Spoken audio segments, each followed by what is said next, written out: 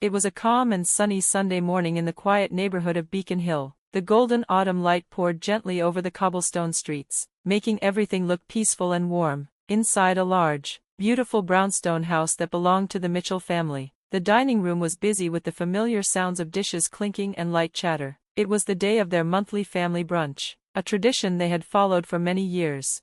The dining room had old but elegant furniture, and above the table hung a shining chandelier that had been passed down from generation to generation. Everything about the room spoke of history and class.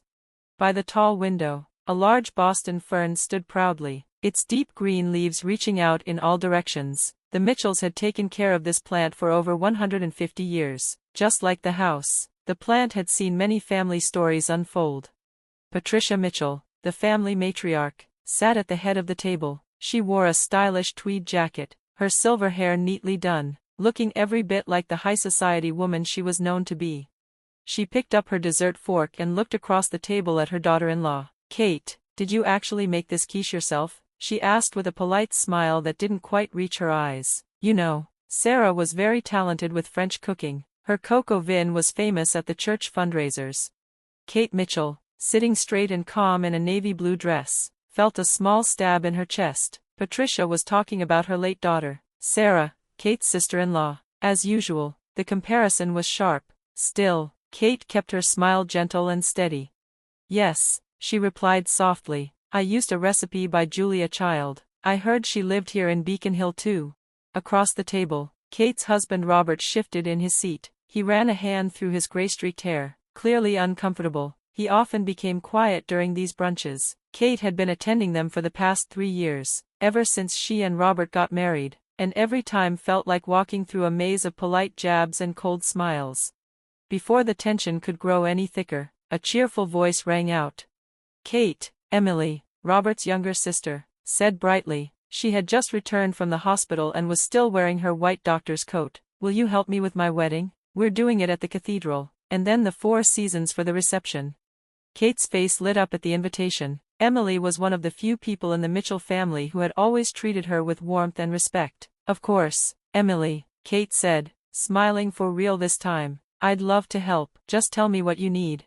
But before the moment could settle, Patricia placed her fine china teacup down on its saucer and added casually, "Well, dear, you may not be too familiar with high society weddings. Our traditions are quite particular. Even how we address the invitations follows special rules." Kate's hands trembled slightly as she reached for her teacup. She tried to hide it, but the hurt was there. Robert glanced at her but, as always, didn't say a word. His silence made the room feel even heavier. Emily leaned forward, her voice calm but firm. "Mother, Kate is my sister-in-law. She's family, and her taste is excellent. Everyone loved her speech at the charity gala last month." Patricia offered another polite smile. "Yes, of course," she said sweetly, though her eyes stayed cold. "But traditions matter, especially for a wedding as important as Emily's. The whole city will be talking about it." The table looked perfect. Shiny silverware, a fresh flower arrangement, polished china, everything seemed peaceful and graceful on the outside, but under all that beauty, invisible cracks were spreading, cracks that no one spoke about but everyone felt. Kate took a small sip of her tea and straightened her back. She had worked hard for everything she had. Coming from a middle-class family, she had gone to a top university with the help of scholarships and built a successful career in investment banking. These brunches felt less like family time and more like a performance where she was constantly being tested. Sometimes, when she stood by the fireplace and saw Sarah's picture hanging above it, she couldn't help but feel like she would always be in Sarah's shadow, a quiet reminder that, to some people in this house, she would never quite belong. Then, as if remembering something suddenly, Patricia spoke again. "Oh, by the way, Kate, there's a committee meeting this Wednesday for this Paul's Church charity event. Would you like to join? That is, if you're not too busy with work." The meaning behind the words was clear. No matter how successful Kate was, no matter how well she dressed or how kindly she behaved, Patricia never truly saw her as part of the family. Still, Kate gave a calm smile. "Thank you, Patricia, I'd be happy to join. I can rearrange my client meetings." Because deep down, Kate knew this wasn't just about brunch or social events. This was about building a future with Robert, the man she loved. Even if it meant quietly enduring these battles, She believed she was investing in something that mattered. Outside the window, the quiet streets of Boston stretched out, watching over the city's old stories, some told, and others kept hidden behind walls of tradition and quiet pride. When the main courses arrived, servers lifted the shiny silver lids one by one, letting out mouth-watering smells. They poured fine wines into crystal glasses, and the light danced off the glass, but nothing came to Kate's place. At first she thought it was just a mistake, then she watched dishes appear at every other seat, and still her plate stayed empty. A hush fell over the table. "Excuse me," Kate said quietly to a passing waiter, "is my dinner coming?" He looked puzzled and checked with his manager. Before he could answer, Patricia's cold voice cut in. "You should count yourself lucky just to sit here." Her words were like ice. 300 important people sat in stunned silence. Emily's face went pale. The groom, James, frowned with confusion. Robert, Kate's husband, stared at his mother as if seeing her for the first time. Kate folded her napkin and laid it on the table. She wore a simple Chanel dress but held herself like a powerful businesswoman. Calmly, she said, "Then this outsider will divorce and leave."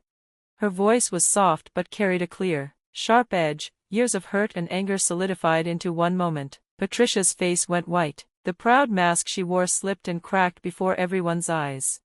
"Wait, please," Patricia stammered, knocking over her wine glass. The deep red wine spread across the spotless tablecloth, a sign that order was breaking down. Robert stood up, his voice firm. "Mother, this is unforgivable. Kate is my wife. I'm proud of her for putting up with your cruelty for 3 years." Across the table, Emily in her white wedding gown began to cry. "Mother, how could you do this on my wedding day?" A ripple of whispers passed through the guests. Even the church priest sighed, and the event planner, Jessica, spoke up in a shaky voice. "I was told by Mrs. Mitchell not to prepare a meal for Kate." Gasps spread through the room. The Mitchell family's reputation, built over generations, was crumbling. Friends of Patricia began to shift uncomfortably in their seats. "A story for tomorrow's social pages," a reporter murmured to his neighbor. Outside, the sky glowed red from the setting sun. That light poured through the ballroom's tall windows, shining on a family in crisis. Emily's tears fell on her dress. James, the groom, gently held her shoulders, trying to comfort her. The chandelier still sparkled above them, but it couldn't mask the tension. "Mother, why?" Emily's voice shook. "It's my wedding day. Why would you do this?" Jessica, the planner, pressed forward. "I have proof. Emails showing Mrs. Mitchell asked me to leave Kate out of every plan, dinner, rehearsal, even the invitations." Patricia tried to grab her tablet, but it was too late. The evidence was clear for all to see. Kate spoke up, calm but fierce. "You meant to ruin my marriage." Patricia's perfect makeup cracked as she shook her head. "I was protecting the family." Robert's voice rang out, clear and steady. "We're in the 21st century. Mother, your old ideas have hurt too many people." From the back of the room, Margaret Williams, the associate priest, stepped forward. "Patricia, when you confessed to me last month, you spoke of Sarah with more love than a mother should hold for a memory. That isn't love, it's pride trapping you." Patricia gasped, her hands shaking. "Sarah died 7 years ago," Robert said softly. "She's not coming back. Kate isn't Sarah's replacement, she's the light of my life now." Emily wiped her tears. "Mother, remember when Kate was in the hospital last year? You hesitated to take her because you thought it would harm our family's reputation. When she needed emergency surgery, do you know who stayed by her side all night?" Patricia had no answer. Kate's voice was quiet but steady. "My parents may be middle class, but their love was real, and they welcomed your family." James, the groom, nodded. "I care for hearts every day, literally, but I've never seen wounds as deep as the ones caused today." Patricia's friends slipped away, one by one. The queen of Boston society watched her world crumble. I'm sorry," she whispered, voice breaking. Her perfectly styled hair fell loose, her silk scarf sliding off her shoulders. "Everyone," Robert said, taking a deep breath, "we may have shown you our worst today, but we can still rebuild, honestly and with love." Emily and James joined him at the front. Emily smiled through tears. "Our wedding didn't go as planned, but maybe this is our real beginning." Outside, night settled over Boston. Inside, the heavy tension still lingered, but a single beam of hope had broken through the darkness. This was not the end of their story. but the start of something new.